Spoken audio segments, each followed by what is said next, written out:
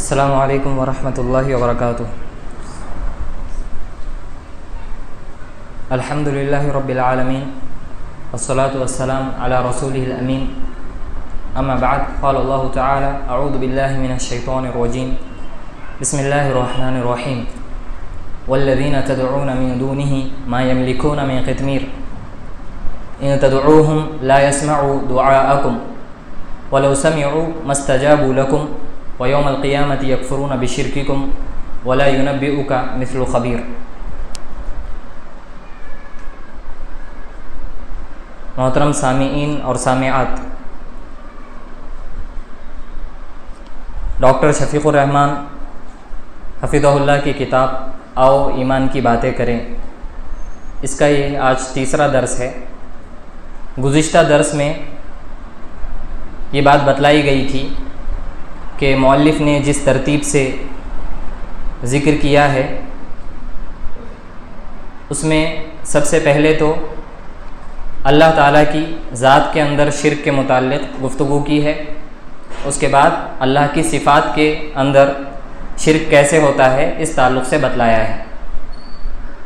آپ کو اس سے پہلے کے درس میں یہ بتلایا گیا تھا کہ کتاب التوحید کی مشہور ترین اور مفید ترین شرح تیسیر العزیز الحمید، جس کے مؤلف شیخ سلیمان بن عبداللہ آل الشیخ حفظہ اللہ ہیں، سلیمان بن عبداللہ آل الشیخ رحمہ اللہ ہیں، انہوں نے ایک آیت کے ضمن میں اپنی شرح کے اندر یہ بات کہی کہ سچا اور حقیقی معبود ہونے کے لیے کچھ شرطیں ضروری ہوتی ہیں۔ اس میں سے ایک شرط تو یہی ہے کہ اس کو ہر چیز کا علم ہونا چاہیے، دوسرا وہ تمام چیزوں کا مالک ہونا چاہیے، اور تیسرا جو چیز اس سے مانگی جا رہی ہے اس چیز کو عطا کرنے اور دینے کی قدرت ہونی چاہیے، اور یہ تینوں چیزیں صرف اللہ تعالیٰ کے اندر ہیں، جیسے کہ آیت میں بتلایا گیا کہ والذین تدعون من دونہ ما یملکون من قطمیر، کہ اللہ کے علاوہ جن کو تم پکارتے ہو وہ کھجور کی گٹلی کے چھلکے کے برابر بھی مالک نہیں ہے، یعنی اتنی چھوٹی سی چیز کے بھی مالک نہیں ہے، تو وہ تم کو کیا چیز دے سکتے ہیں؟ ان تدعوہم لا يسمعوا دعاءکم، اگر تم ان کو پکارو گے تو وہ تمہاری پکار کو سن نہیں سکتے، تمہاری دعا کو سن نہیں سکتے، یعنی ان کو تمہاری حاجتوں کا علم نہیں ہے، وہ نہیں جانتے کہ تمہاری ضرورت کیا ہے، اگر تم پکارتے ہو تو اس کو وہ سن نہیں سکتے۔ وَلَوْ سَمِعُوا مَا اسْتَجَابُوا لَكُمْ، اگر وہ سن بھی لیں اور تمہاری ضرورتیں ان کو پتہ بھی چل جائے تو وہ تمہاری ضرورتوں کو پورا نہیں کر سکتے، کیونکہ ان کے اندر یہ قدرت اور طاقت نہیں ہے۔ وَيَوْمَ الْقِيَامَةِ يَكْفُرُونَ بِشِرْكِكُمْ، اور قیامت کے دن جن لوگوں کو تم پکارتے ہو وہ سب تمہارے دشمن بن جائیں گے اور تمہارے اس شرک کا انکار کریں گے۔ اس حدیث میں، اس آیت کے اندر اس بات کی بھی دلیل ہے کہ اللہ کے علاوہ کسی اور کو پکارنا، کسی اور سے دعا کرنا یہ شرک ہے، اور اللہ تعالیٰ نے صاف لفظوں میں اسے شرک کہا ہے۔ وَيَوْمَ الْقِيَامَةِ يَكْفُرُونَ بِشِرْكِكُمْ، کہ اللہ کے علاوہ جن کو تم پکار رہے ہو یہ سارے لوگ قیامت کے دن تمہارے شرک کا انکار کریں گے، یعنی ان کو پکارنا، ان سے دعا کرنا، یہ تمہارا عمل شرک ہے جس کا وہ لوگ انکار کریں گے۔ تو یہ تین چیزوں میں سے جو پہلا حصہ تھا اس پر گزشتہ درس میں گفتگو ہو چکی ہے، یعنی اللہ ہی تمام چیزوں کا مالک ہے، اس کے علاوہ کوئی ایسا نہیں ہے کہ جو تمام چیزوں کی ملکیت رکھتا ہو، جس سے جو جب مانگے دے دے۔ یہ حق اور یہ اختیار صرف اللہ تعالیٰ کے پاس ہے، یعنی اللہ ہی صرف مختار کل ہے، تمام چیزوں کا اختیار رکھنے والا۔ دوسری صفت جو معبود حقیقی ہونے کے لیے ضروری ہے وہ ہے تمام چیزوں کا علم رکھنا۔ دنیا میں کوئی بھی کسی بھی وقت جب بھی پکارے اس کی پکار کو سن کر اس کی حاجت کو پورا کیا جائے، یہ سچا معبود ہونے کے لیے ضروری ہے، اور یہ صرف اللہ تعالیٰ کے اندر ہے۔ اللہ تعالیٰ نے خود کے بارے میں بھی بتلایا اور اپنے نبی سے بھی کہلوایا قرآن مجید کے اندر کہ اے نبی آپ کہہ دیجئے قُلْ لَا أَعْلَمُ الْغَيْبَ، میں غیب کی باتوں کو نہیں جانتا، یعنی تمام چیزوں کا علم خاتم الانبیاء رسول اللہ صلی اللہ علیہ وسلم کے پاس بھی نہیں ہے۔ غیب کی باتیں صرف اللہ تعالیٰ جانتا ہے، یہ اختیار اللہ نے اپنے سب سے قریبی بندے رسول اللہ صلی اللہ علیہ وسلم کو بھی نہیں دیا، اور اللہ تعالیٰ نے رسول اللہ صلی اللہ علیہ وسلم کے علاوہ جو دوسرے لوگ تھے جو صالحین اور نیک لوگ ہیں ان کے بارے میں بھی بتلایا کہ ان کو بھی تمام چیزوں کا یا غیب کا علم نہیں ہے۔ عالم الغیب یعنی غیب کا جاننے والا صرف اللہ ہے۔ قل لا يعلم ما في السماوات والارض الغیب الا اللہ وما يشعرون ایان یبعثون، کہ آسمان و زمین میں جو بھی ہے وہ غیب کی باتیں نہیں جانتے، غیب کی بات صرف اللہ جانتا ہے۔ یہ سارے لوگ جو دنیا میں ہیں یہ تو اس بات کا بھی علم نہیں رکھتے کہ ان کو کب اٹھایا جائے گا، اس بات کا بھی ان کو شعور نہیں ہے۔ سوالات کے سلسلے میں جہاں تک ہم پہنچے تھے، غیب کی بحث یا علم الغیب کی بحث شروع ہو چکی تھی، اور اس سلسلے میں صفحہ نمبر 38 پہ جو سوال ہے اس سوال پر ہم پہنچے تھے۔ یہیں سے اس درس کو شروع کرتے ہیں۔ مؤلف نے صفحہ نمبر 38 پہ سوال ذکر کیا ہے کہ اگر رسول اللہ صلی اللہ علیہ وسلم عالم الغیب نہیں تھے تو آپ نے بے شمار ماضی کے واقعات کیسے بیان کیے اور مستقبل کی پیشن گوئیاں کیسے کی؟ سوال یہ ہے، ہم یہ کہہ رہے ہیں کہ اللہ کے رسول صلی اللہ علیہ وسلم کو غیب کی باتوں کا علم نہیں تھا، غیب نہیں جانتے تھے، تو اس پر اعتراض یہ آتا ہے کہ اگر وہ غیب نہیں جانتے تھے تو آنے والے مستقبل کے واقعات انہوں نے کیسے بتلایا کہ آنے والے وقت میں دجال آئے گا اور اس کی ایسی صفات ہوگی، اس کو قتل کرنے کے لیے عیسیٰ علیہ السلام نازل ہوں گے، اور قیامت کی نشانیاں اللہ کے رسول صلی اللہ علیہ وسلم نے بتلائی جو کہ ابھی ظاہر نہیں ہوئی ہے، اور کچھ ظاہر بھی ہو چکی ہے جو چھوٹی نشانیاں ہیں۔ تو یہ بڑی بڑی نشانیاں اور آگے آنے والے واقعات اللہ کے رسول صلی اللہ علیہ وسلم نے کیسے بتلائے جب ان کو پتہ نہیں تھا؟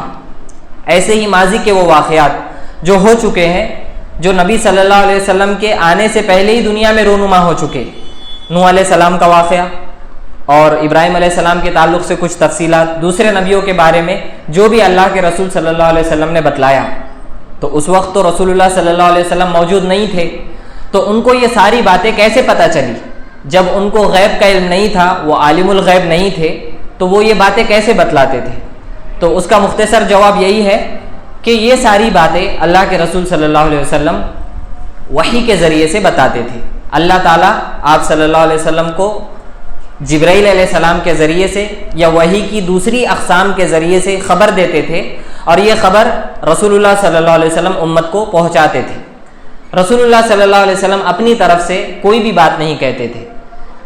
جواب میں انہوں نے کہا ہے، کچھ آیتوں کا ذکر کیا ہے، کہتے ہیں کہ اللہ تعالیٰ فرماتا ہے عالم الغیب فلا یظہر علی غیبہ احدا الا من ارتضی من رسول، یعنی اللہ عالم الغیب ہے، غیب کی ساری باتوں کا جاننے والا ہے، وہ کسی پر اپنے غیب کو ظاہر نہیں کرتا، مگر جب کسی رسول کو منتخب فرما لیتا ہے تو اس کو غیب کی بعض باتیں بذریعہ وحی بتاتا ہے۔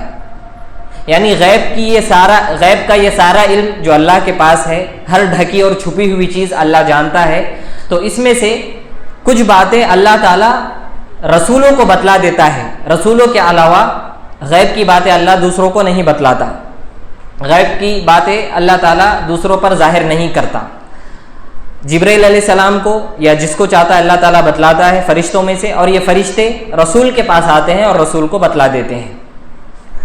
اور فرمایا وما كان الله ليطلعكم على الغيب ولكن الله يجتبي من رسله من يشاء فآمنوا بالله ورسله، اور اللہ تعالیٰ تم کو براہ راست غیب کی باتیں نہیں بتاتا، البتہ اپنے رسولوں میں سے جن کو چاہتا ہے غیب کے لیے چن لیتا ہے، لہٰذا تم اللہ اور اس کے رسولوں پر ایمان رکھو۔ معلوم ہوا کہ اللہ ہی عالم الغیب ہے، وہ غیب کی بعض باتیں اپنے رسولوں کو بتاتا ہے، بلکہ تمام دین پردہ غیب ہی سے رسول و انبیاء کو بتلایا جاتا ہے، یعنی دین کی جتنی بھی باتیں ہیں وہ پہلے غیب ہی ہوتی ہیں، وہ کسی کو پتہ نہیں ہوتی۔ خود رسول اللہ صلی اللہ علیہ وسلم کو نبی بنانے سے پہلے یہ ساری باتیں پتہ نہیں تھی۔ وما كنت تدری ما الکتاب ولا الایمان، اللہ تعالیٰ نے قرآن مجید میں کہا کہ اس سے پہلے یعنی نبوت ملنے سے پہلے اور رسول اللہ صلی اللہ علیہ وسلم کو رسول بنانے سے پہلے خود اللہ کے رسول صلی اللہ علیہ وسلم نہیں جانتے تھے کہ کتاب کیا ہے اور ایمان کیا ہے، یعنی دین کی تفصیلی باتوں کا علم رسول اللہ صلی اللہ علیہ وسلم کے پاس نہیں تھا۔ جب ان کو نبی بنایا گیا، جب ان کو رسول بنایا گیا، تب اللہ نے یہ ساری باتیں بتلائی۔ اس سے پہلے یہ ساری باتیں پردہ غیب کے اندر تھی، یعنی علم غیب میں تھی اور اس کو اللہ کے علاوہ کوئی نہیں جانتا تھا۔ آپ کو اس سے پہلے بھی یہ بات بتلائی گئی تھی کہ یہ باتیں جو رسول اللہ صلی اللہ علیہ وسلم کو اللہ کے ذریعے سے پتہ چلتی ہے، ان باتوں کے بتلانے کی وجہ سے اگر ہم اللہ کے نبی صلی اللہ علیہ وسلم کو عالم الغیب مانیں گے، یہ کہیں گے کہ وہ غیب کی ساری باتوں کو جانتے ہیں، تو اس سے یہ لازم آئے گا کہ رسول صلی اللہ علیہ وسلم کی امت بھی عالم الغیب ہے، یعنی ہم سب بھی اس صفت میں شریک ہو جائیں گے، ہم سب بھی عالم الغیب ہو جائیں گے اگر ہم یہ کہیں گے کہ رسول اللہ صلی اللہ علیہ وسلم عالم الغیب تھے۔ وجہ اس کی یہ ہے کہ وہ ساری غیب کی باتیں جو رسول اللہ صلی اللہ علیہ وسلم نے حدیثوں میں بتلائی اور جس کی وجہ سے لوگ ان کو عالم الغیب کہہ رہے ہیں، وہ ساری باتیں اللہ کے رسول صلی اللہ علیہ وسلم نے اپنی امت کو بتلا دی ہے۔ یہ تمام باتوں سے امت کو باخبر کر دیا ہے۔ اگر ان باتوں کی وجہ سے اللہ کے رسول صلی اللہ علیہ وسلم عالم الغیب ہوئے تو یہ باتیں تو ہم کو بھی پتہ چل گئی ہے اور ہم بھی جانتے ہیں، تو ہم بھی پھر عالم الغیب ہو جائیں گے۔ اللہ کے رسول صلی اللہ علیہ وسلم کے بارے میں قرآن مجید میں الگ الگ جگہ پر الگ الگ انداز میں بتایا گیا۔ ایک جگہ اللہ نے کہا وَمَا هُوَ عَلَى الْغَيْبِ بِضَنِينٍ، کہ رسول اللہ صلی اللہ علیہ وسلم غیب کی باتیں بتانے میں بخیل نہیں ہیں، یعنی جو بھی ان کو غیب کی باتیں بتلائی جاتی ہے، دین کی باتیں بتلائی جاتی ہے، وہ سب باتیں وہ لوگوں تک پہنچا دیتے ہیں، وہ سب لوگوں کو پتہ چل جاتی ہے۔ تو یہ باتوں کی وجہ سے رسول اللہ صلی اللہ علیہ وسلم عالم الغیب ہوں گے تو سارے لوگوں کو بھی ہم کو عالم الغیب کہنا پڑے گا۔ مؤلف آگے کہتے ہیں کہ وہ غیب کی بعض باتیں اپنے رسولوں کو بتاتا ہے، یعنی اللہ تعالیٰ رسولوں کو بعض باتیں بتلاتا ہے، بلکہ تمام دین پردہ غیب ہی سے رسول و انبیاء کو بتلایا جاتا ہے، ان کے علاوہ کسی کو نہیں بتاتا۔ اگر کوئی شخص رسول نہ ہو اور پھر بھی وہ یہ دعویٰ کرے کہ اس کے پاس غیب کی خبریں آتی ہے تو وہ جھوٹا ہے۔ جو بات یعنی کچھ لوگ یہ دعویٰ کرتے ہیں کہ ہم کو کشف کے ذریعے سے یا کسی اور ذریعے سے، خواب کے ذریعے سے دین کی کچھ باتیں پتہ چلتی ہیں۔ اگر کوئی ایسا دعویٰ کرتا ہے تو وہ جھوٹا ہے، کیونکہ اللہ تعالیٰ نے کہا الیوم اکملت لکم دینکم، کہ آج کے دن یعنی عرفہ کے دن اللہ تعالیٰ نے اس آیت کو نازل کیا اور کہا کہ آج کے دن دین مکمل ہو چکا ہے، دین کی جتنی بھی باتیں بتلانی تھی، اچھی اور بری، نیکی کی اور بدی کی، ساری باتیں تم کو بتلائی جا چکی ہے، شریعت مکمل ہو چکی ہے، اب اس دین میں کوئی کمی اور اضافہ نہیں ہو سکتا۔ یہ بات بتلانے کے باوجود اگر کوئی آج کے دور میں یہ دعویٰ کرتا ہے کہ ہم کو خواب کے ذریعے سے دین کی باتیں بتلائی جاتی ہے، کوئی یہ کہتا ہے کہ اللہ کے رسول صلی اللہ علیہ وسلم میرے خواب میں آئے تھے اور انہوں نے کہا کہ فلاں ذکر کو 10,000 مرتبہ یا 50 مرتبہ پڑھو تو تم کو مصیبتوں سے نجات ملے گی۔ اگر کوئی ایسی باتیں کرتا ہے تو وہ دین میں اضافے کی بات کر رہا ہے اور وہ علم غیب کا دعویٰ کر رہا ہے، اور وہ اس بات میں اپنے اس دعوے کے اندر جھوٹا ہے، کیونکہ دین تو مکمل ہو چکا ہے اور غیب کی جتنی باتیں اللہ تعالیٰ نے لوگوں کو بتلانی تھی وہ رسول صلی اللہ علیہ وسلم کے ذریعے سے بتلائی جا چکی ہے۔ مؤلف کہتے ہیں کہ جو باتیں رسولوں کو من جانب اللہ بتائی جاتی ہیں وہ ان لوگوں تک پہنچانے میں بخل نہیں کرتے۔ جو بھی باتیں اللہ کے ذریعے سے رسولوں کو معلوم ہوتی ہے، فرشتوں کے ذریعے سے جو رسولوں تک پہنچائی جاتی ہے، وہ ساری باتیں رسول بتلا دیتے ہیں، اس میں کوئی بخیلی نہیں کرتے، بلکہ اسے کما حقہ پہنچانے کے لیے کسی قربانی سے گریز نہیں کرتے۔ اللہ تعالیٰ کا ارشاد ہے وما هو علی الغیب بضنین، اور یہ رسول صلی اللہ علیہ وسلم غیب کی باتیں بتانے میں بخیل نہیں، یعنی امت تک ساری باتوں کو یہ بتا دیتے ہیں، کوئی بھی بات نہیں چھپاتے ہیں۔ اور فرمایا یا ایھا الرسول بلغ ما انزل الیک، اے رسول آپ پہنچا دیجئے جو آپ کی طرف نازل کیا گیا۔ جبکہ مخلوق کا علم معلوم ہوا کہ اللہ تعالیٰ کا علم ازلی و ابدی ہے، ازلی یعنی ہمیشہ سے ہے اور ابدی یعنی ہمیشہ رہے گا۔ اللہ کا علم ہمیشہ سے ہے اور ہمیشہ باقی رہے گا، لا زوال ہے۔ لا زوال ہے کا مطلب اس کو کبھی زوال نہیں ہوگا، وہ کبھی ختم نہیں ہوگا۔ لا محدود ہے یعنی اس کی کوئی حد نہیں ہے۔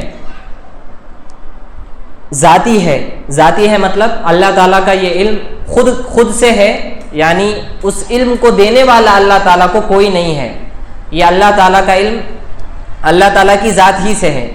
جبکہ مخلوق کا علم وقتی، محدود و مشروط ہے۔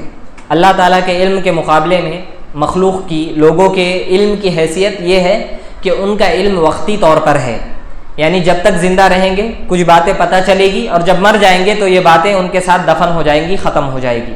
اور جب زندہ ہیں تب بھی ساری باتوں کا علم ان کے پاس نہیں ہے، بلکہ کچھ ہی چیزوں کا علم ان کے پاس ہے۔ ان کا علم محدود و مشروط ہے، یعنی ان کے علم کی ایک حد ہے، اس حد سے زیادہ اس علم کو وہ حاصل نہیں کر سکتے۔ اس سے پہلے آپ کو بتلایا گیا تھا کہ ہم جو یہاں پر بیٹھ کر درس سن رہے ہیں، ہماری اس مسجد کے باہر دنیا میں لوگ کئی قسم کی الگ الگ باتیں کر رہے ہیں، وہ باتیں ہم کو نہیں پتہ، وہ باتیں ہمارے علم سے خارج ہے، تو ہمارا علم محدود ہے، اس کی ایک حد ہے، اس حد سے ہم آگے نہیں بڑھ سکتے۔ یہ مسجد کی چار دیواری کے باہر کیا ہو رہا ہے، اس حد کو ہم نہیں پہنچ سکتے، ہماری حد یہیں تک ہے کہ جو ہم کو یہاں بتایا جا رہا ہے فی الحال ہم اس باتوں کو سنتے ہیں اور ان کا علم ہمارے پاس ہے، اس سے زیادہ ہم فی الحال نہیں جانتے۔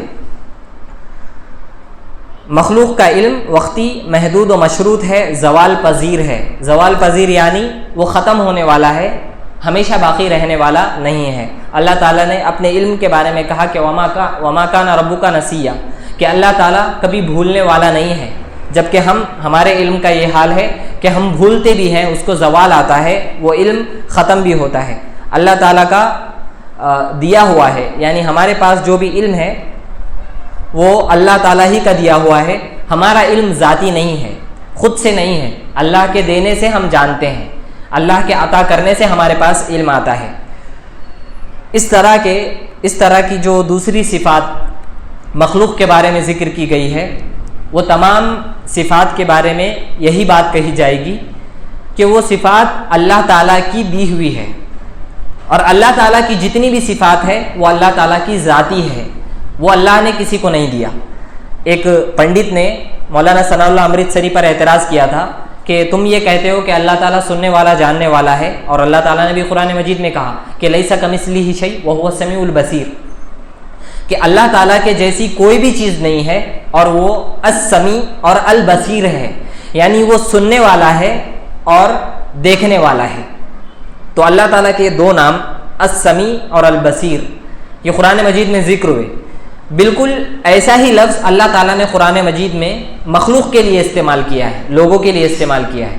سورہ انسان کے اندر پہلی آیت میں اللہ تعالیٰ نے کہا وَجَعَلْنَاهُ إِنَّا خَلَقْنَا الْإِنسَانَ مِن نُطْفَةٍ أَمْشَاجٍ فَجَعَلْنَاهُ سَمِيعًا بَصِيرًا، کہ ہم نے انسان کو ملے جلے ہوئے نطفے سے پیدا کیا، وَجَعَلْنَاهُ سَمِيعًا بَصِيرًا، اور ہم نے اس کو سمیع اور بصیر بنایا، انسان کو ہم نے سننے والا اور دیکھنے والا بنایا۔ تو دیکھیے پنڈت نے کہا کہ دیکھیے اللہ تعالیٰ خود کو بھی کہہ رہا ہے کہ وہ سننے والا ہے اور دیکھنے والا ہے، اور انسان کے بارے میں بھی یہی بات کہہ رہا ہے کہ انسان بھی سننے والا اور دیکھنے والا ہے۔ تو قرآن تو شرک کی تعلیم دے رہا ہے اور یہ بتا رہا ہے کہ دونوں ایک جیسے ہیں، جبکہ اللہ کا کہنا ہے کہ اللہ کسی کے جیسا نہیں ہے۔ تو مولانا ثناء اللہ امرتسری نے اس کو یہ جواب دیا کہ پنڈت جی دیکھیے ٹرین چلتی ہے تو ٹرین کے ڈبوں میں اور انجن کے چلنے میں کیا فرق ہے، آپ بتائیے۔ پنڈت نے جواب میں کہا کہ ٹرین کے جو ڈبے ہیں وہ خود سے نہیں چلتے، وہ انجن کے چلنے سے چلتے ہیں، یعنی انجن کی خود کی اپنی پاور ہے، وہ اپنی پاور سے چلتا ہے، اور اس پاور کے چلنے کی وجہ سے یا پھر انجن کے چلنے کی وجہ سے ٹرین کے ڈبے چلتے ہیں۔ اگر انجن نہ ہو اور انجن کی پاور نہ ہو تو یہ ٹرین کے ڈبے نہیں چل سکتے۔ تو مولانا ثناء اللہ امرتسری نے جواب میں پھر کہا کہ جس طرح انجن خود کی پاور سے چلتا ہے اور اس کے چلنے کی وجہ سے باقی ڈبے چلتے ہیں، ایسے ہی ان صفات کا حال ہے کہ اللہ تعالیٰ کا سننا، اللہ تعالیٰ کا دیکھنا، اللہ تعالیٰ کا علم، اللہ تعالیٰ کی قدرت، جتنی بھی اللہ تعالیٰ کی صفات ہے وہ اللہ تعالیٰ کی ذاتی ہے، اللہ کو کسی نے نہیں دیا ہے۔ اور باقی جو ہمارے پاس ہے، ہمارا سننا، ہمارا دیکھنا، ہماری قدرت اور ہمارا علم، یہ اللہ تعالیٰ کا دیا ہوا ہے۔ اللہ تعالیٰ سنا رہا ہے تو سن رہے ہیں، اللہ تعالیٰ دکھا رہا ہے تو دیکھ رہے ہیں۔ اگر اللہ تعالیٰ یہ قدرت چھین لے تو ہم سن نہیں سکتے، ہم دیکھ نہیں سکتے، ہمارے پاس دوسری چیزوں کا، جو چیزوں کا بھی علم ہے وہ علم ہمارے پاس نہیں رہے گا اگر اللہ تعالیٰ ان ساری چیزوں کو چھین لے۔ تو یہی فرق ہے مخلوق کی اور خالق کی صفات میں۔ جس طرح انجن اپنی پاور سے چلتا ہے، وہ اس کی پاور خود کی ذاتی ہوتی ہے، ایسے ہی اللہ تعالیٰ کی صفات خود کی ہے، ذاتی ہے، اللہ کو یہ کسی نے نہیں دیا۔ اور جس طرح ٹرین کے دوسرے ڈبے انجن کی پاور سے چلتے ہیں، ایسے ہی ہماری صفات، ہمارا سننا، ہمارا دیکھنا اور ہماری دوسری خوبیاں یہ اللہ کے دینے سے ہے، اللہ تعالیٰ کے عطا کرنے سے ہے۔ اگر اللہ تعالیٰ نہ دے تو یہ چیزیں ہمارے اندر کام نہیں کر سکتی اور ہماری کوئی صفات نہیں رہے گی۔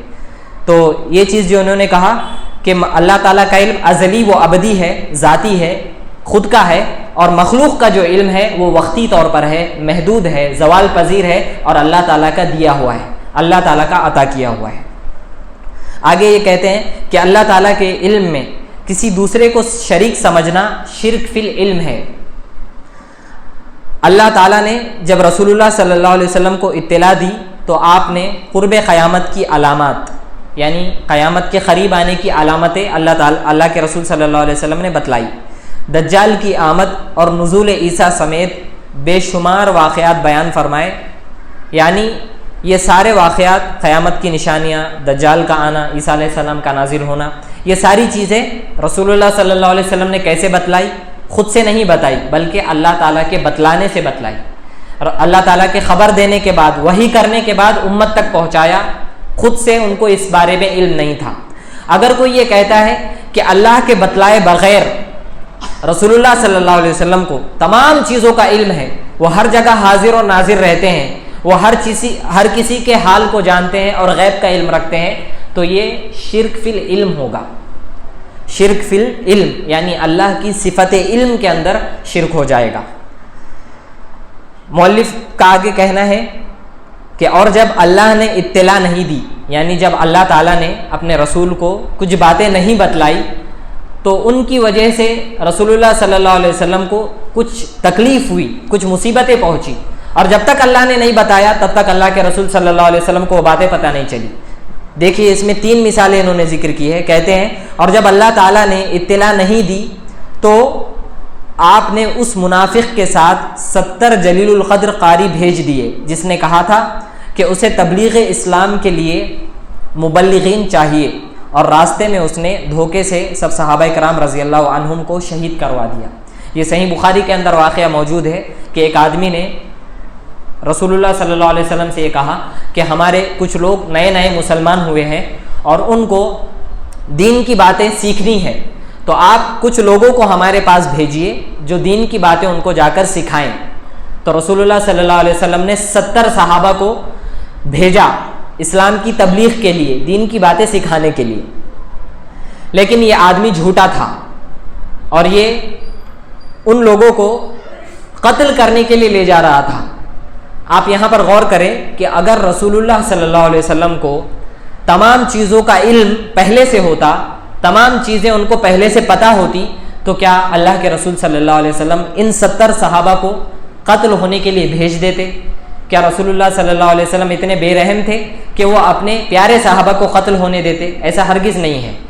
رسول اللہ صلی اللہ علیہ وسلم نے 70 صحابہ کو ان کے ساتھ بھیجا، وہ 70 صحابہ شہید ہوئے، ان کو قتل کر دیا گیا۔ یہ اس بات کی دلیل ہے کہ رسول اللہ صلی اللہ علیہ وسلم کو یہ بات پہلے سے نہیں پتہ تھی کہ ان کو تعلیم کے لیے نہیں لے جایا جا رہا ہے بلکہ قتل کرنے کے لیے، جان سے مار ڈالنے کے لیے لے جایا جا رہا ہے۔ تو یہ اس بات کی دلیل ہے کہ رسول صلی اللہ علیہ وسلم عالم الغیب نہیں تھے، ان کے پاس غیب کا علم نہیں تھا۔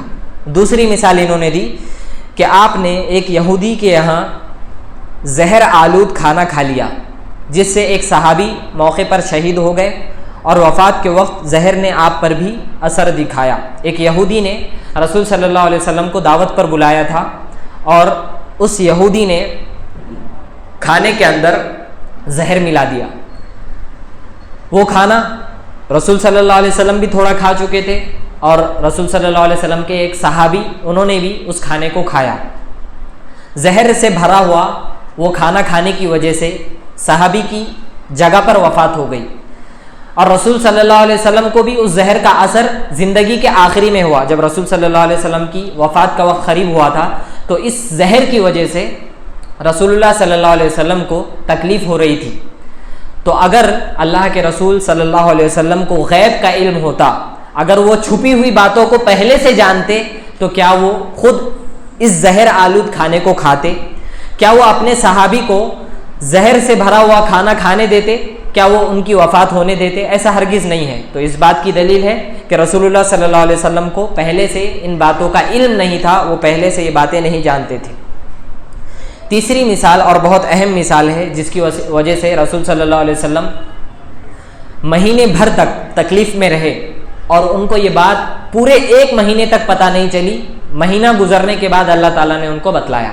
دیکھیے صفحہ نمبر 40 پر مؤلف کہتے ہیں کہ منافقین نے عائشہ صدیقہ رضی اللہ عنہا پر تہمت لگائی، آپ 1 ماہ تک سخت پریشان رہے۔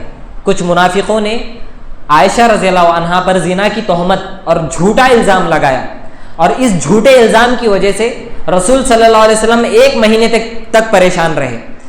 1 ماہ بعد اللہ نے بذریعہ وحی حضرت عائشہ رضی اللہ عنہا کو بری کیا اور آپ کی پریشانی دور ہوئی۔ یہ بخاری کے اندر تفصیل سے الگ الگ الفاظ میں یہ روایتیں موجود ہے، اور سورہ توبہ کی آیتیں آج بھی قرآن مجید کے اندر موجود ہیں کہ جس میں عائشہ رضی اللہ عنہا کا یہ واقعہ ذکر کیا گیا ہے۔ اللہ تعالیٰ نے آسمانوں میں سے عائشہ رضی اللہ عنہا کی برات نازل کی اور بتلایا کہ وہ بے قصور ہے، بے گناہ ہے، ان پر یہ جھوٹا الزام لگایا گیا ہے۔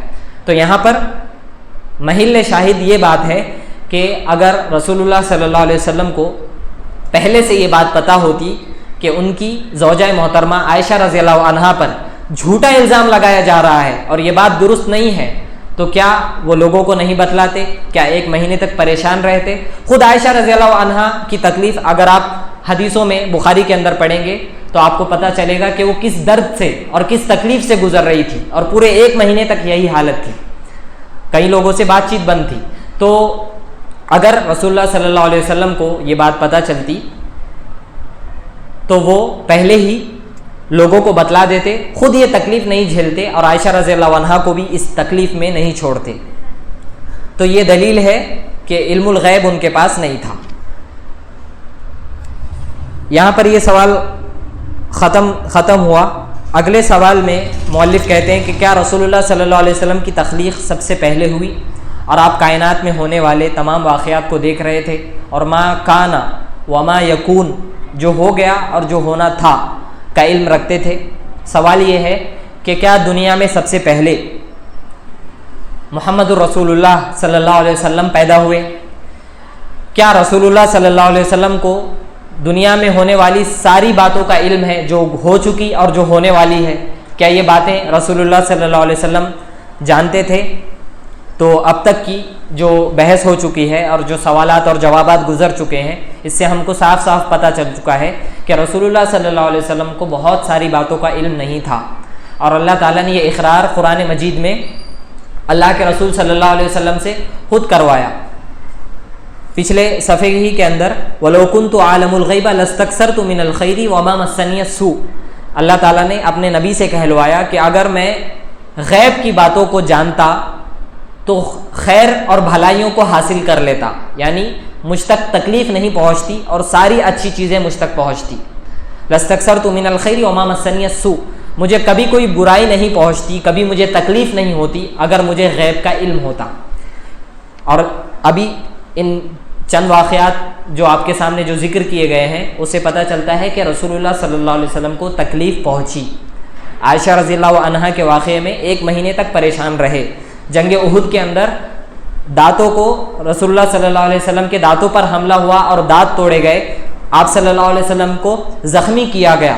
یہودی نے جب آپ کو دعوت دی تو اس دعوت میں کھانے کے اندر زہر ملایا، اس زہر کا اثر ایک صحابی کو ہوا، وہ جگہ پر وفات پا گئے، اور رسول صلی اللہ علیہ وسلم کو وفات کے وقت اس زہر کا اثر ہوا، اس سے تکلیف ہوئی۔ یہ ساری باتوں سے پتہ چلتا ہے کہ رسول صلی اللہ علیہ وسلم کو کچھ تکلیفیں پہنچی ہے دنیا کے اندر، اور اگر رسول اللہ صلی اللہ علیہ وسلم عالم الغیب ہوتے تو کہہ رہے ہیں کہ وما مسنی السوء، یہ تکلیفیں ان کو نہیں پہنچتی۔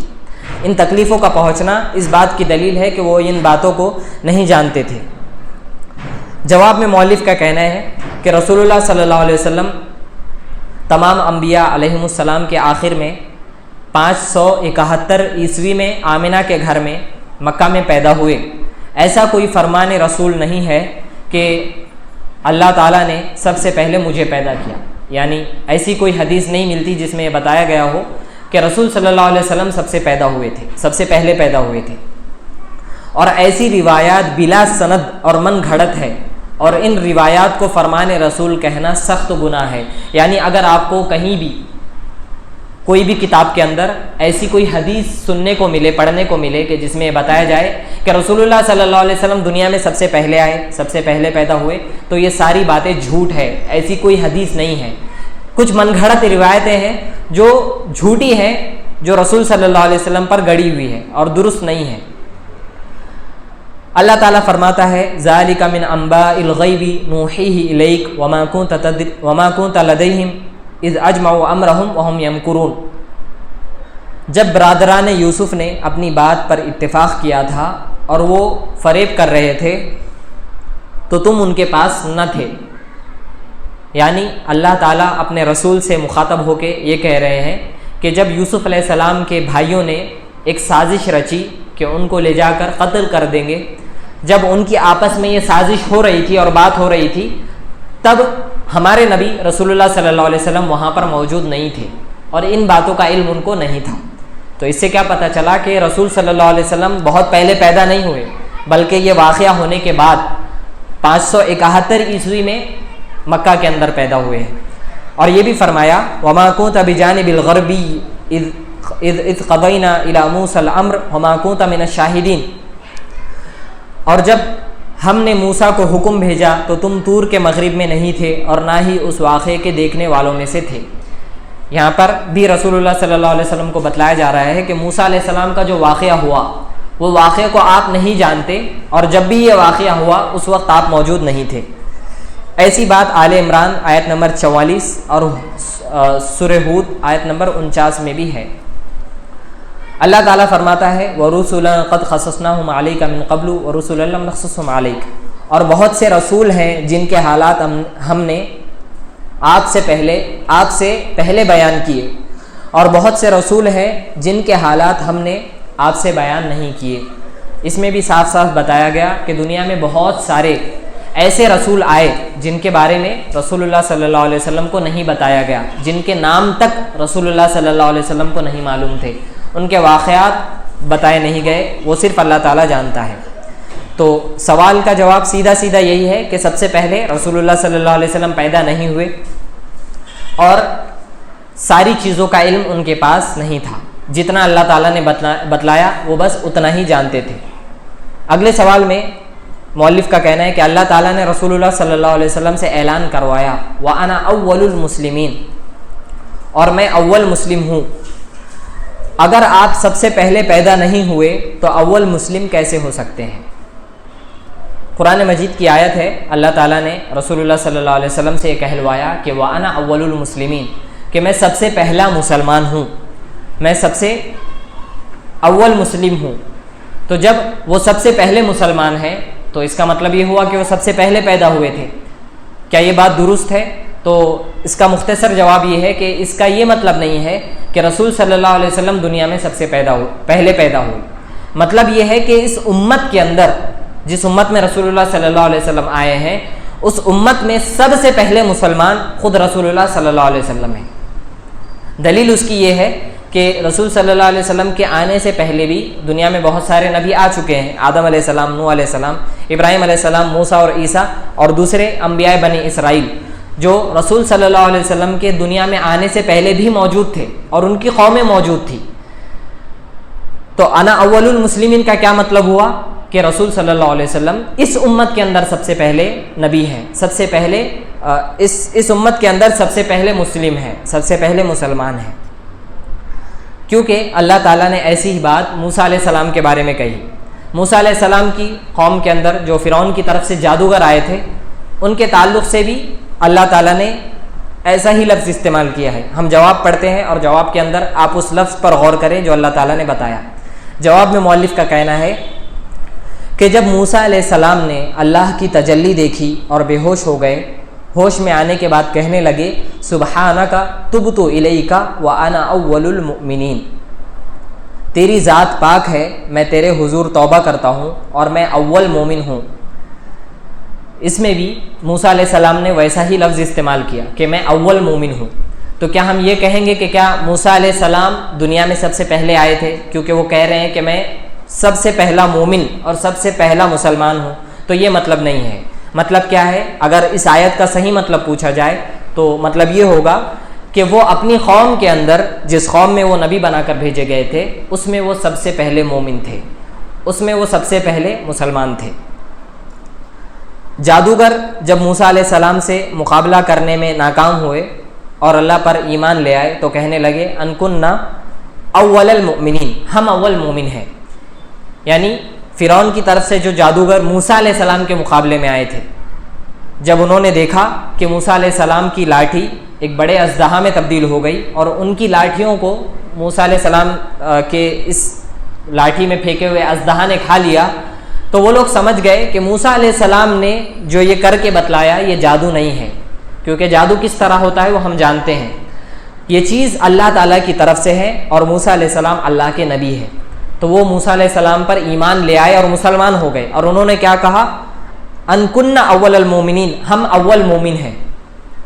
تو اگر اول کے لفظ سے یہ کہا جائے کہ رسول اللہ صلی اللہ علیہ وسلم چونکہ کہہ رہے ہیں کہ میں اول مسلم ہوں، تو گویا رسول صلی اللہ علیہ وسلم سب سے پہلے پیدا ہوئے، تو اول کا لفظ تو موسیٰ علیہ السلام کے بارے میں بھی استعمال ہوا اور ان جادوگروں کے بارے میں بھی استعمال ہوا جو فرعون کی طرف سے آئے تھے موسیٰ علیہ السلام کا مقابلہ کرنے کے لیے۔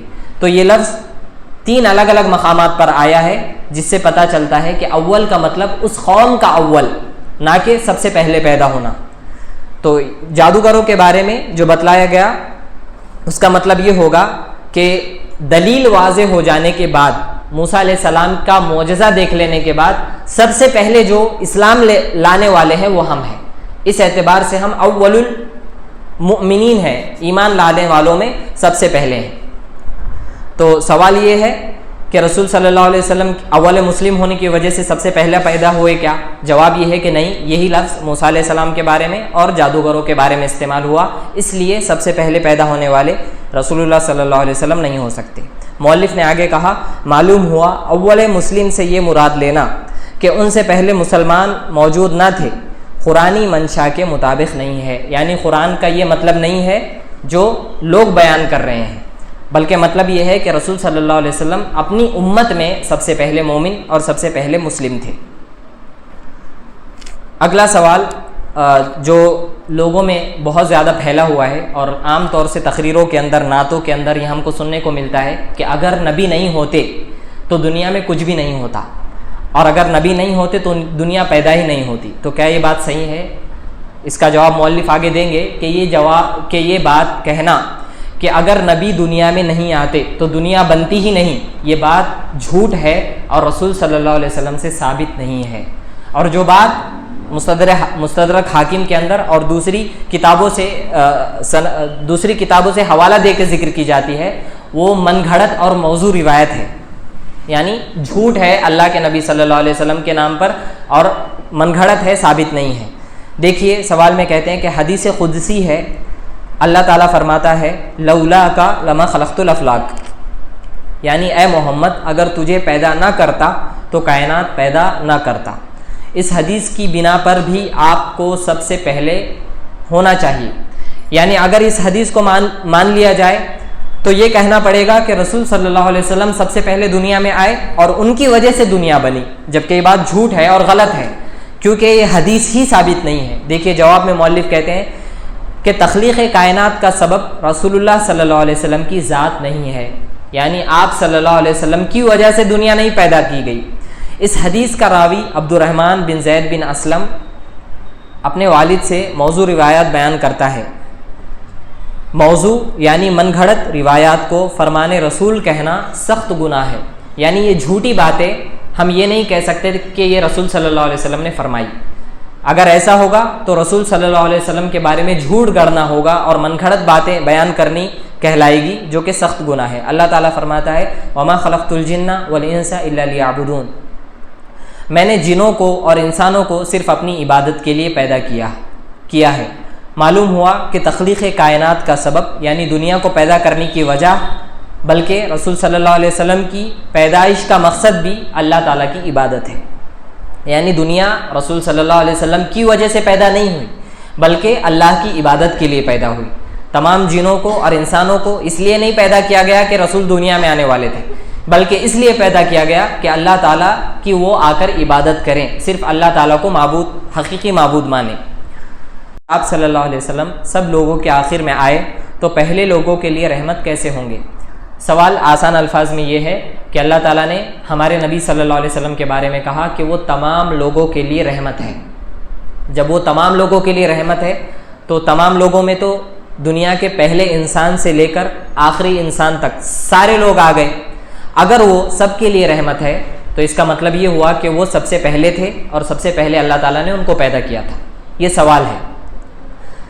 جواب اس کا یہ ہے کہ رحمت للعالمین کی طرح اس سے ملتا جلتا لفظ اللہ تعالیٰ نے خود عیسیٰ علیہ السلام کے بارے میں اور موسیٰ علیہ السلام کی قوم کے بارے میں بھی استعمال کیا ہے۔ عیسیٰ علیہ السلام کے بارے میں اللہ تعالیٰ نے کہا کہ وہ تمام جہان والوں کے لیے نشانی تھے، آیۃ للعالمین، یعنی تمام دنیا والوں کے لیے وہ ایک نشانی تھے۔ تو کیا اس کا مطلب یہ ہوگا کہ وہ دنیا میں سب سے پہلے پیدا ہوئے تھے؟ کیونکہ تمام دنیا کے لوگوں میں آج دنیا کے پہلے انسان سے لے کر آخری انسان تک سب لوگ آتے ہیں، تو تمام لوگوں کے لیے نشانی ہونا، کیا اس سے یہ ثابت ہوتا ہے کہ وہ دنیا میں سب سے پہلے آئے تھے؟ اس بات کو کوئی نہیں مانتا۔ تو اسی طرح رحمت للعالمین، تمام دنیا کے لیے رحمت ہونا، اس سے یہ ثابت نہیں ہوتا کہ رسول صلی اللہ علیہ وسلم دنیا میں سب سے پہلے موجود تھے اور سب سے پہلے پیدا ہوئے تھے۔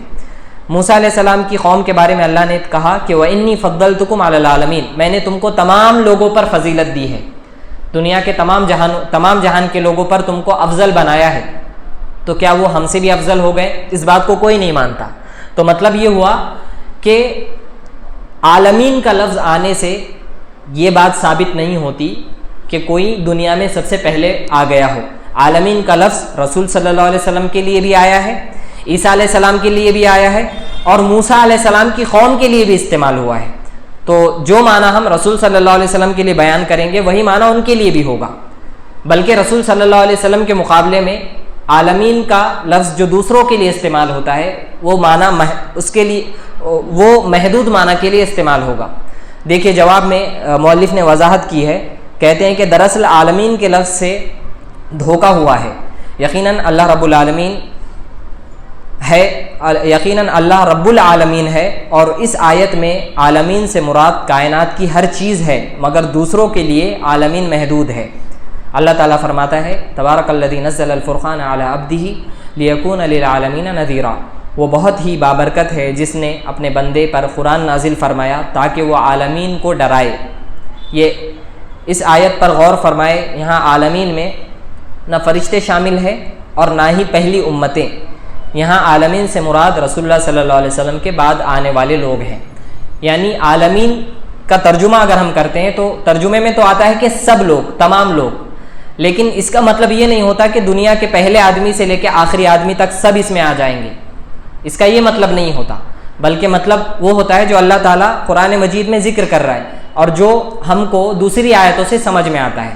دیکھیے اس آیت کے اندر اللہ تعالیٰ نے قرآن مجید میں رسول اللہ صلی اللہ علیہ وسلم کے بارے میں کہا کہ وہ تمام لوگوں کو ڈرانے کے لیے آئے تھے۔ تو تمام لوگوں میں تو فرشتے بھی آ جائیں گے، اور فرشتوں کے علاوہ دوسری امتیں جو رسول صلی اللہ علیہ وسلم سے پہلے تھی وہ بھی آ جائیں گی۔ تو کیا آپ کہیں گے یا دنیا میں کوئی یہ کہتا ہے کہ اللہ کے نبی صلی اللہ علیہ وسلم فرشتوں کو بھی ڈرانے والے تھے، دوسری قوموں کو بھی ڈرانے کے لیے آئے تھے اور ان کو جہنم کے عذاب سے ڈرایا تھا؟ ایسا کوئی نہیں کہتا۔ تو اس سے ثابت ہوتا ہے کہ عالمین کے لفظ سے مراد سارے لوگ نہیں ہیں، بلکہ کچھ لوگ ہیں جو اس سے الگ ہیں، مستثنا ہیں، اور جب یہ بات ثابت ہو گئی تو یہ بھی ثابت ہو جائے گا کہ دنیا میں سب سے پہلے رسول اللہ صلی اللہ علیہ وسلم نہیں آئے تھے۔ اللہ تعالیٰ نے پیدائش عیسیٰ علیہ السلام کو آیۃ للعالمین، تمام عالمین کے لیے نشانی قرار دیا۔ سوچئے عیسیٰ علیہ السلام اپنی پیدائش سے قبل کے لوگوں پر کیسے نشانی ہو سکتے ہیں؟ یعنی اس وقت جو لوگ موجود تھے ان کے لیے وہ نشانی تھے، ان سے پہلے کے لوگوں کے لیے وہ نشانی نہیں تھے کیونکہ وہ پیدا ہی نہیں ہوئے تھے۔ اس کے باوجود اللہ تعالیٰ نے ان کے لیے عالمین کا لفظ استعمال کیا ہے۔ ایسے ہی قوم موسیٰ علیہ السلام کے بارے میں یہ چیز ایسا ہی لفظ ذکر ہوا ہے۔ تو یہ اس میں تھوڑی سی لغوی بحث آ گئی ہے جو کہ تھوڑی سی باریک ہے، اس لیے یہ سوال اور اس کا جواب آپ اپنی معلومات کے لیے پڑھیں، اور اگلا سوال بھی جو آئے گا اللہ تعالیٰ شیطان سے سوال کرتا ہے آگے تک یہ 2 سوال امتحان میں نہیں پوچھے جائیں گے، اسے اب آپ اپنی معلومات کے لیے پڑھ لیں۔ بعد والے سوال کا اگلا سوال آپ دیکھیں، یعنی صفحہ نمبر 44 پر جو سوال ہے وہ آپ دیکھیں ڈائریکٹ۔ مؤلف کہتے ہیں اللہ تعالیٰ نے رسول اللہ صلی اللہ علیہ وسلم کو شاہد کا خطاب دیا۔ شاہد کے معنی گواہ ہیں۔ گواہی وہی دے سکتا ہے جو موقع پر موجود ہو۔ اگر آپ شروع سے موجود نہیں اور لوگوں کے حالات پر حاضر و ناظر نہیں تو قیامت کے دن گواہی کیسے دیں گے؟ اللہ تعالیٰ نے قرآن مجید میں رسول اللہ صلی اللہ علیہ وسلم کو کہا ہے کہ وہ شاہد ہیں، یعنی وہ دوسرے تمام لوگوں کے بارے میں گواہی دینے والے ہیں، قیامت کے دن وہ گواہی دیں گے۔ تو سوال یہ ہے کہ جب وہ گواہی دینے والے ہیں تو اس کا مطلب وہ پہلے سے ہیں۔ گواہی وہی دیتا ہے جو موجود ہو۔ اگر وہ دنیا کے پہلے سے موجود نہیں ہے تو وہ سب لوگوں کے بارے میں گواہی کیسے دیں گے؟ یہ سوال ہے۔ جواب اس کا یہ ہے کہ شاہد کا لفظ جو اللہ تعالیٰ نے رسول اللہ صلی اللہ علیہ وسلم کے بارے میں استعمال کیا، یہی لفظ تمام لوگوں کے بارے میں، امت محمدیہ کے تمام انسانوں کے بارے میں بھی اللہ تعالیٰ نے یہ استعمال کیا ہے، یعنی مسلمانوں کے بارے میں۔ لِتَكُونُوا شُهَدَاءَ عَلَى النَّاسِ، اللہ تعالیٰ نے امت محمدیہ کے بارے میں، ہمارے بارے میں یہ کہا کہ ہم لوگوں کے بارے میں گواہی دیں گے۔ تو اب گواہی کیسے دیں گے یہ اللہ تعالیٰ بہتر جانتا ہے، اس کی کیفیت ہم کو نہیں معلوم۔ اگر ہم شاہد کے لفظ سے یہ کہیں گے کہ رسول صلی اللہ علیہ وسلم ہر جگہ حاضر و ناظر ہیں، ان کو سب لوگوں کے بارے میں پہلے سے معلوم ہے اور اسی وجہ سے وہ گواہی دیں گے، اگر ہم یہ بات کہتے ہیں تو یہی بات ہم سب لوگوں کے بارے میں کہنا پڑے گا، اور امت محمدیہ کے تمام لوگوں کے بارے میں بات لازم آئے گی کہ وہ بھی تمام چیزوں کو، سب باتوں کو جانتے ہیں، اسی وجہ سے گواہی دیں گے، کیونکہ یہی لفظ تمام لوگوں کے بارے میں استعمال ہوا ہے۔ تو پتہ چلا کہ شاہد کے لفظ سے دھوکہ نہیں کھانا چاہیے۔ گواہی اللہ کے رسول صلی اللہ علیہ وسلم دیں گے، لیکن کیسے دیں گے یہ ہم نہیں جانتے۔ ہم بھی گواہی دیں گے، لیکن ہماری گواہی دینے کی کیفیت کیسی ہوگی یہ بھی ہم نہیں جانتے، یہ اللہ تعالیٰ کے علم میں ہے، اور اللہ تعالیٰ قیامت کے دن یہ ساری چیزیں ظاہر کر دے گا۔ تو شاہد کے لفظ سے یہ نہیں پتہ چلتا کہ رسول اللہ صلی اللہ علیہ وسلم پہلے سے موجود ہے۔ مؤلف کے الفاظ میں جو جواب ہے وہ پڑھ لیتے ہیں۔ مؤلف کا کہنا ہے کہ قیامت کے دن گواہی کی کیفیت اللہ ہی کے علم میں ہے۔ اللہ تعالیٰ امت مسلمہ کے بارے میں فرماتا ہے لِتَكُونُوا شُهَدَاءَ عَلَى النَّاسِ، تاکہ تم لوگوں پر گواہ بنو۔ ہم سابقہ انبیاء کی قوموں کے خلاف بھی گواہی دیں گے، یعنی اللہ تعالیٰ ہم سے گواہی لے گا نوح علیہ السلام کی قوم کے بارے میں، ابراہیم علیہ السلام کی قوم کے بارے میں، اور دوسرے نبی جو دنیا میں آئے ان کی قوموں کے بارے میں بھی ہم گواہی دیں گے۔ اور جب ہم پچھلی قوموں پر حاضر و ناظر نہیں تو پھر گواہی کیسے ہوگی؟ یعنی ہم اس وقت موجود نہیں تھے، نوح علیہ السلام کے وقت میں، ابراہیم علیہ السلام کے وقت میں، موسیٰ اور عیسیٰ علیہ السلام کے وقت میں۔ جب ہم اس وقت موجود نہیں تھے تو ہم گواہی کیسے دیں گے؟ یہ اللہ تعالیٰ ہی جانتا ہے۔ جب ہمارے بارے میں اللہ تعالیٰ جانتا ہے اور اس کی کیفیت ہم نہیں جانتے، تو یہی بات ہم رسول اللہ صلی اللہ علیہ وسلم کے بارے میں کہتے ہیں کہ جب اللہ نے کہا کہ وہ گواہی دینے والے ہیں، کیسے گواہی دیں گے یہ اللہ بہتر جانتا ہے۔ ہم یہ نہیں کہتے کہ اللہ کے رسول اس وقت موجود تھے اور دنیا میں سب سے پہلے آئے تھے، یہ اللہ ہی کے دیے ہوئے علم کی بنیاد پر ہوگی۔ معلوم ہوا کہ شاہد کے لفظ کو بنیاد بنا کر جو عقیدہ تراشا گیا ہے وہ بے بنیاد ہے۔ یہاں پر یہ جو سوال ہے اللہ تعالیٰ کے صفت علم کی بحث یہاں پر ختم ہوتی ہے۔ آج کے دن ہم نے جتنے بھی سوال اب تک پڑھے ہیں یہ سارے کے سارے سوال بس اسی بارے میں تھے کہ اللہ تعالیٰ اکیلا عالم الغیب ہے اور اسی کو ساری چیزوں کا علم ہے، اس کا علم ذاتی ہے۔ ایسا علم اللہ کے علاوہ کسی کے پاس نہیں۔ یہ علم نہ رسول اللہ صلی اللہ علیہ وسلم کے پاس خود سے تھا اور نہ دنیا میں کسی انسان کے پاس ہے۔ اور رسول اللہ صلی اللہ علیہ وسلم بھی جو غیب کی باتیں ہم کو بتلاتے تھے وہ باتیں اللہ تعالیٰ کے ذریعے سے، جبرائیل علیہ السلام کے ذریعے، اللہ تعالیٰ کی طرف سے جبرائیل علیہ السلام کے ذریعے سے رسول اللہ صلی اللہ علیہ وسلم کو معلوم ہوتی تھی اور وہ معلوم ہونے کے بعد بتلاتے تھے۔ اب یہاں پر جو سوالات آنے والے ہیں وہ اللہ تعالیٰ کی صفت قدرت سے تعلق رکھنے والے ہیں، اور اس میں یہ بتایا گیا ہے کہ لوگوں کی دعاؤں کو قبول کرنے کی طاقت اور قدرت صرف اللہ تعالیٰ کے پاس ہے، اور وہی یہ کر سکتا ہے کہ دنیا کے سارے لوگ جو بھی حاجت مند اللہ تعالیٰ کو کہیں بھی پکارے، جس وقت بھی پکارے، وہ سارے لوگوں کی حاجتوں کو بیک وقت سنتا بھی ہے اور اس کو قبول کرنے اور عطا کرنے کی طاقت بھی رکھتا ہے، اور ایسی طاقت اللہ کے علاوہ کسی کے پاس نہیں ہے۔ اس تعلق سے تقریباً 8-10 سوالات ہیں۔ ان سوالات کو ہم سرسری طور سے پڑھ کے گزر جائیں گے اور اس میں بہت زیادہ وضاحت نہیں ہوگی، اور اس پر یعنی اللہ تعالیٰ کی اس صفت قدرت کے متعلق جو سوالات ہیں، آج کا یہ درس ختم ہوگا انشاءاللہ، اور اس کے بعد اگلی بحث جو دوسرے موضوع کے متعلق ہے وہ اگلے درس میں شروع ہوگی۔ آئیے سرسری بس سوالات اور جوابات مؤلف کے الفاظ میں مختصر تشریح کے ساتھ پڑھتے ہیں۔ مؤلف کا کہنا ہے اگلے سوال میں صفحہ نمبر 45 کے اوپر کہ حل مشکلات کے لیے دعا و پکار کا مستحق کون ہے، یعنی مشکلات کو دور کرنے کے لیے کس کو پکارا جائے گا۔ جواب اللہ تعالیٰ فرماتا ہے وَإِذَا سَأَلَكَ عِبَادِي عَنِّي فَإِنِّي قَرِيبٌ أُجِيبُ دَعْوَةَ الدَّاعِي إِذَا دَعَانِ۔ اے رسول، جب میرے بندے آپ سے میرے متعلق سوال کریں تو آپ کہہ دیں کہ میں بے شک قریب ہوں۔ جب کوئی دعا کرنے والا مجھ سے دعا کرتا ہے تو میں اس کی دعا قبول کرتا ہوں، یعنی صرف اللہ تعالیٰ ہی اس لائق ہے کہ وہ اس سے دعائیں کی جائے، اس سے مانگا جائے۔ اللہ تعالیٰ ہم سے قریب ہے، بیچ میں ہمیں کسی واسطے کی ضرورت نہیں ہے۔ اللہ تعالیٰ سب باتوں کو جانتا ہے، اور جو بھی ہم دعا کرتے ہیں وہ ڈائریکٹ اللہ تعالیٰ تک پہنچتی ہے، کسی ذریعے کی اس کو ضرورت نہیں ہے۔ یہ بھی فرمایا وَدْعُوهُ مُخْلِصِينَ لَهُ الدِّينَ، اور اے لوگو دین کو خالص اللہ تعالیٰ کے لیے مانتے ہوئے اللہ ہی کو پکارو، خالص اللہ کو پکارو۔ اس میں بھی بتایا گیا کہ اللہ کے علاوہ کسی اور کو پکارنا جائز نہیں ہے۔ وَأَنَّ الْمَسَاجِدَ لِلَّهِ فَلَا تَدْعُوا مَعَ اللَّهِ أَحَدًا، اور بے شک تمام مسجدیں اللہ کی عبادت کے لیے ہے، لہٰذا اللہ کے ساتھ کسی کو نہ پکارو۔ تمام مسجدیں اللہ کی عبادت کے لیے ہے، لہٰذا اللہ کے ساتھ کسی کو نہ پکارو۔ اس آیت میں جو مساجد کا لفظ ذکر ہوا ہے اس کے 3 معنی ہیں۔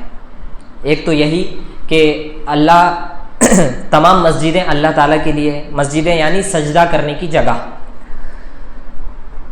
عمارتیں جو اللہ تعالیٰ کی عبادت کے لیے بنائی گئی، سجدہ کرنے کی جگہ اور سجدہ گاہ، ایک مطلب یہ ہے۔ دوسرا مطلب سجدہ کرنے کے اعضائے سجود، جو پیشانی ہے، ہاتھ ہے، کونی ہے، اور کونی نہیں، ہاتھ اور گھٹنے، یہ جو سجدے کرنے کے مقامات ہیں جو زمین پر ٹکتے ہیں، ان کو بھی عربی میں مساجد کہا جاتا ہے۔ تو یہ بھی آیت کے اندر شامل ہے کہ یہ سارے جو ہمارے اعضاء ہیں یہ جھکنے والے صرف اللہ کے لیے ہیں، اللہ کے علاوہ ہم اور کسی کے لیے ان کو جھکا نہیں سکتے، کسی کو سجدہ نہیں کر سکتے، صرف اللہ کے لیے ہے۔ اور ایک مطلب مساجد کا یا مسجد کا عربی میں یہ ہوتا ہے کہ میم مسجد کے اندر مصدر میمی کے طور پر آتا ہے، یہ عربی زبان کے قاعدے کے حساب سے، اور جس کا مطلب سجدہ بھی ہوتا ہے۔ مساجد یعنی سجدے، تمام سجدے صرف اللہ کے لیے ہے، فلا تدعوا مع اللہ احدا، اللہ کے علاوہ کسی کو مت پکارو۔ تو یہ 3 مطلب ہیں، سجدہ کرنے کے مقامات، سجدہ کرنے کے جو اعضاء ہیں وہ، اور تیسرا خود سجدے، یہ تینوں چیزیں اس آیت کے اندر شامل ہیں۔ ان آیات سے واضح ہے کہ پکار صرف اللہ تعالیٰ کے لیے ہے، کیونکہ مخلوق کی تکلیف کا علم اللہ ہی کو ہے، وہ تو دلوں کے راز تک جانتا ہے۔ مخلوق پر سب سے زیادہ مہربان، رحمان اور رحیم اللہ کی ذات ہے۔ مخلوق کی تکلیف دور کرنے پر قادر اللہ ہی کی ذات ہے، پھر اس علیم، رحیم اور قدیر ذات کو چھوڑ کر کسے پکارا جا سکتا ہے؟ اسی لیے فرمایا وَمَن النَّصْرُ إِلَّا مِنْ عِنْدِ اللَّهِ، اور مدد تو اللہ ہی کی طرف سے ہے۔ مشرکین کے بارے میں فرمایا وَالَّذِينَ تَدْعُونَ مِن دُونِهِ لَا يَسْتَطِيعُونَ نَصْرَكُمْ وَلَا أَنفُسَهُمْ يَنصُرُونَ، اور جن کو تم اللہ کے علاوہ پکارتے ہو وہ تمہاری مدد نہیں کر سکتے، بلکہ وہ تو اپنی مدد بھی نہیں کر سکتے۔ اور فرمایا فَإِذَا رَكِبُوا فِي الْفُلْكِ دَعَوُا اللَّهَ مُخْلِصِينَ لَهُ الدِّينَ فَلَمَّا نَجَّاهُمْ إِلَى الْبَرِّ إِذَا هُمْ يُشْرِكُونَ، پھر جب کشتی میں سوار ہوتے ہیں تو اللہ کو پکارتے ہیں، یعنی کفار مکہ جب کشتی میں سمندر کا سفر کرتے ہیں اور جب دیکھتے ہیں کہ طوفان ان کے آس پاس آ گیا ہے اور یہ طوفان کی وجہ سے مرنے والے ہیں، تب وہ اللہ کو پکارتے ہیں، اپنے سارے معبودوں کو چھوڑ دیتے ہیں۔ جب وہ طوفان سے بچ جاتے ہیں اور کنارے پر آ جاتے ہیں تو پھر سے اللہ کو چھوڑ کر دوسروں کو شریک کرنے لگتے ہیں اور اللہ کی عبادت میں شرک کرتے ہیں۔ آخری لائن میں مؤلف نے کہا افسوس آج کلمہ گو مسلمان سمندر میں بھی یا علی مدد اور یا غوث اعظم مدد کے نعرے لگاتے ہیں۔ اس اعتبار سے آج کے بہت سارے مسلمان ان کافروں سے بھی بدتر ہیں جو مصیبت کے وقت میں صرف اللہ کو پکارتے تھے، اللہ کے علاوہ کسی اور کو نہیں پکارتے تھے۔ آج کل کے مسلمان، بہت سارے مسلمان ایسے ہیں جو خوشی کی حالت میں بھی، فراخی کی حالت میں بھی اور تنگی کی حالت میں بھی یا علی مدد یا غوث مدد یا شیخ عبد القادر جیلانی شیئا للہ اس طرح کے کلمات کہتے ہیں جو کہ شرکیہ ہے، اللہ کے علاوہ کسی اور کو پکارتے ہیں۔ اگلا سوال، کیا ہم زندہ اور موجود لوگوں سے تعاون طلب کر سکتے ہیں؟ جواب میں مؤلف نے کہا کہ جس چیز میں اللہ نے زندہ لوگوں کو قدرت دی ہے اس میں ہم ان سے معاونت طلب کر سکتے ہیں۔ اللہ تعالیٰ کا ارشاد ہے وَتَعَاوَنُوا عَلَى الْبِرِّ وَالتَّقْوَىٰ، اچھائی اور تقویٰ کے کاموں میں ایک دوسرے سے تعاون کرو۔ رسول اللہ صلی اللہ علیہ وسلم کا ارشاد ہے اللہ اپنے بندوں کی مدد اس وقت تک کرتا رہتا ہے جب تک بندہ اپنے بھائی کی مدد کرتا ہے۔ تو ان نصوص کے اندر یہ بتلایا گیا کہ جو کام کرنے کی طاقت ہمارے اندر ہے یا جس چیز میں ہم مدد کر سکتے ہیں، اگر وہ چیز ہم سے کوئی مانگتا ہے تو اس کا یہ مانگنا شرک نہیں ہے۔ مدد مانگنا ایسی چیز میں جس چیز پر سامنے والا قدرت نہیں رکھتا، طاقت نہیں رکھتا، جو اس کی قدرت سے اوپر ہے، جو بغیر سبب کے نہیں ہو سکتی، ایسی چیز میں مدد مانگنا شرک ہے۔ مثال کے طور پہ بارش برسانا یہ اللہ تعالیٰ کی قدرت میں ہے اور اللہ کے علاوہ کوئی بھی بارش نہیں برسا سکتا، اور یہ طاقت اور قدرت اللہ نے کسی کو دنیا میں نہیں دی ہے۔ اگر کوئی بندہ قبر پر جا کر یا کسی بڑے پیر اور بزرگ کے پاس جا کر بارش کی دعا کرتا ہے تو یہ شرک ہوگا۔ وجہ اس کی یہ ہے کہ اللہ تعالیٰ نے یہ قدرت کسی کو نہیں دی۔ اگر کوئی زندہ آدمی کے پاس بھی جا کر مانگے، کتنا بھی چاہے پاورفل ہو، لیکن وہ بارش نہیں برسا سکتا کیونکہ اللہ تعالیٰ نے اس کو یہ قدرت نہیں دی۔ ہاں، جس چیز کی قدرت اللہ تعالیٰ نے لوگوں کو دی ہے، جس چیز کا سبب اللہ تعالیٰ نے دنیا میں رکھا ہے، وہ چیز اگر ہم دنیا میں لوگوں سے مانگتے ہیں تب وہ شرک نہیں ہوگا۔ مثال کے طور پہ اگر کوئی پانی میں ڈوب رہا ہے اور اس نے کنارے پر ایک آدمی کو دیکھا جو تیرنا جانتا ہے اور وہ اس سے چیخ کر پکار کر بول رہا ہے کہ مجھے بچا لو، تو کیا اس کا مدد مانگنا اور اس طرح پکارنا شرک ہو جائے گا؟ یہ شرک نہیں ہوگا۔ وجہ اس کی کیا ہے کہ اس چیز کی قدرت اللہ تعالیٰ نے لوگوں کو دی ہے۔ لوگ تیرنا جانتے ہیں، بہت سارے لوگ ہیں جو ڈوبتے ہوئے لوگوں کو بچاتے ہیں، یہ ان کی قدرت کے اندر ہے، یہ ان کی طاقت کے اندر ہے۔ تو جو چیز لوگوں کی قدرت میں اور طاقت میں ہے وہ چیز ہم ان سے مانگ سکتے ہیں، لیکن ان کی طاقت میں اگر نہیں ہے تو وہ چیز ہم ان سے نہیں مانگ سکتے، چاہے وہ زندہ ہو یا مردہ ہو۔ تو مرنے والوں کے بارے میں تو عام قاعدہ اس سے پہلے بھی گزر چکا، وما انت بمسمع من فی القبور انک لا تسمع الموتى۔ اللہ تعالیٰ نے قرآن مجید میں یہ کہا کہ تم مردوں کو سنا نہیں سکتے۔ جو آدمی مر چکا ہے اس کے اندر سننے کی صلاحیت نہیں ہے۔ جب ہم اس سے کوئی چیز بولتے ہیں، جب ہم ان سے کوئی چیز مانگتے ہیں تو وہ اس کو سننے کی طاقت نہیں رکھتے، اس کا علم ان تک نہیں پہنچتا، تو وہ ہماری مراد کو، ہماری دعا کو کیسے پورا کر سکتے ہیں؟ تو یہ بھی ان کی قدرت میں نہیں ہے، لہٰذا ان سے مانگنا، ان کی خبر پر جا کے مانگے یا گھر میں بیٹھ کے مانگے، یہ شرک ہوگا کیونکہ یہ ان کی طاقت میں نہیں ہے۔ یہ اسباب، مؤلف آگے کہتے ہیں، یہ اسباب سے مشروط امداد اس بات کی قطعاً دلیل نہیں بن سکتی کہ فوت شدہ انبیاء و اولیاء کو پکارا جائے۔ ما فوق الاسباب امداد کے لیے پکارنا قرآن مجید کی بے شمار آیت کے مطابق شرک ہے۔ یہ جو لفظ یہاں استعمال ہوا ہے اس کو اچھی طریقے سے سمجھیے۔ ما فوق الاسباب یعنی اسباب سے ہٹ کر دنیا میں جو کام ہوتے ہیں اس کا ایک سبب اور ایک ذریعہ ہوتا ہے، اور اس سبب کے ہونے پر وہ کام ہوتا ہے۔ مثال کے طور پہ بچے کا پیدا ہونا، اس کا سبب اور ذریعہ ہے نکاح، اس کے بغیر دنیا میں بچہ پیدا نہیں ہوتا۔ آج کل دنیا میں جدید ٹیکنالوجی آ گئی ہے اور اس میں بھی انسان کا، آدمی کا نطفہ لے کے الگ الگ سائنسی طریقوں کے ذریعے سے لوگ بچے کو پیدا کرتے ہیں، لیکن یہ بھی ایک ذریعہ ہے اور مشینوں کے استعمال ہی کے ذریعے سے یہ سب ہو پاتا ہے۔ ذریعہ اگر نہ ہو، سبب نہ ہو تو یہ دنیا میں نہیں ہو سکتا۔ تو یہ ذریعے اور سبب کی مثال ہے، لیکن اللہ تعالیٰ بغیر ذریعے کے اور بغیر سبب کے بھی یہ سارے کام کر سکتا ہے۔ اللہ تعالیٰ نے آدم علیہ السلام کو پیدا کیا، نہ کوئی ان کا والد تھا نہ کوئی والدہ تھی، بغیر مرد اور بغیر عورت کے اللہ تعالیٰ نے ان کو پیدا کیا۔ عیسیٰ علیہ السلام والدہ تھی لیکن والد نہیں تھا، ان کا باپ، ان کے والد کوئی نہیں ہے، تو یہ بھی بغیر سبب کے اللہ تعالیٰ نے ان کو بنایا۔ یہ اس طرح سے بغیر سبب کے، بغیر ذریعے سے کوئی چیز عطا کرنا یا کوئی کام کرنا، یہ صرف اللہ کی قدرت میں ہے۔ ما فوق الاسباب یعنی سبب کے علاوہ، سبب استعمال نہ کرتے ہوئے ہمارے جو کام ہوتے ہیں وہ تحت الاسباب ہوتے ہیں، یعنی سبب کے ذریعے ہوتے ہیں، بغیر سبب کے ہم نہیں کر سکتے۔ تو پھر سے یہ جملہ پڑھتے ہیں، ما فوق الاسباب، امداد کے لیے پکارنا قرآن مجید کی بے شمار آیات کے مطابق شرک ہے، یعنی ایسی چیز جو بغیر سبب کے نہیں ہو سکتی، اگر ہم وہ کام اللہ کے علاوہ کسی اور سے اس کا مطالبہ کر رہے ہیں تو یہ شرک ہو جائے گا۔ جیسے مثال میں نے آپ کو بتلایا، بارش برسانا یہ صرف اللہ کی قدرت میں ہے، اولاد دینا یہ صرف اللہ کی قدرت میں ہے۔ دنیا میں جو ہوتا ہے وہ ذریعے سے اور سبب سے ہوتا ہے، بغیر سبب کے اور بغیر ذریعے کے اگر کوئی یہ عقیدہ رکھتا ہے کہ دنیا میں اللہ کے علاوہ بھی کوئی کچھ کام کر سکے تو یہ شرک ہو جائے گا۔ جو اللہ تعالیٰ کی قدرت کے متعلق اور بھی کچھ سوالات بچے ہوئے ہیں جو کہ آج ہو جانے چاہیے تھے لیکن وقت ہو چکا ہے، تو ہم یہیں پر ان کو ختم کرتے ہیں۔ باقی سوالات انشاءاللہ قدرت کے متعلق بھی اور دوسرے سوالات بھی اگلے درس میں دیکھے جائیں گے۔ اقول قولی ھذا استغفر اللہ لکم ولسائر المسلمین فاستغفروا انہ هو الغفور الرحیم، وآخر دعوانا ان الحمد للہ رب العالمین۔